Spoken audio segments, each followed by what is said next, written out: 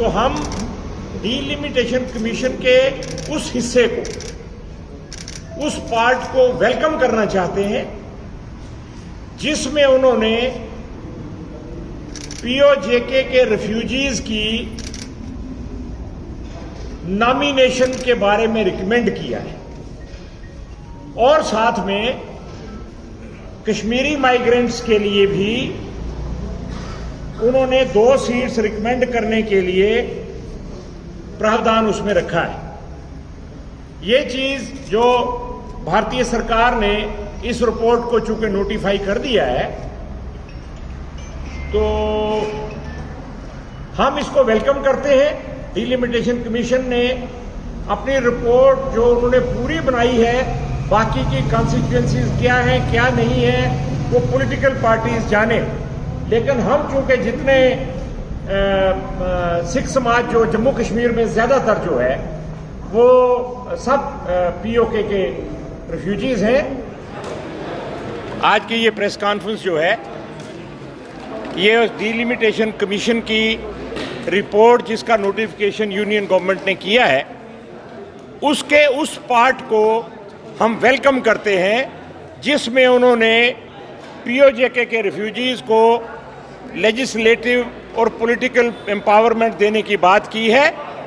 और हम ये मांग यूनियन गवर्नमेंट से करते हैं कि 24 सीटें जो पीओजेके की जो रिजर्व की गई हैं, जो मौजूद है हमारे कॉन्स्टिट्यूशन में पीओके के खाते में, उसमें से 50% सीटें यानी 12 सीटें कम से कम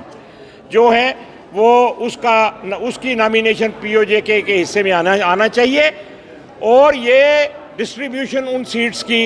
होनी चाहिए उन वर्गों के साथ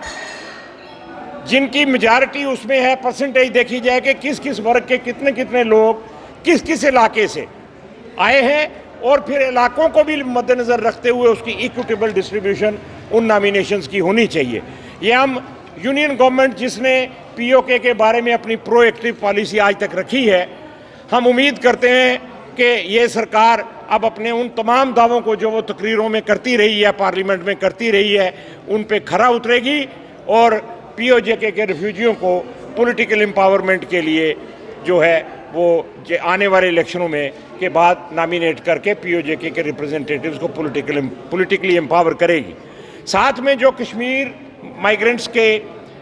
2 सीट्स के लिए रिकमेंडेशन आई है उसमें भी हम ये कहते हैं कि कश्मीरी माइग्रेंट्स जो भी हैं, चाहे वो कश्मीरी पंडित भाई हैं, चाहे वो सिख भाई हैं या कोई और किसी वर्ग से ताल्लुक़ रखने वाले हैं, वो 2 सीट्स भी जो हैं वो उसी हिसाब से उनकी नॉमिनेशंस को सब माइग्रेंट्स को ध्यान में रखते हुए और वो रिप्रेजेंटेशन भी होनी चाहिए।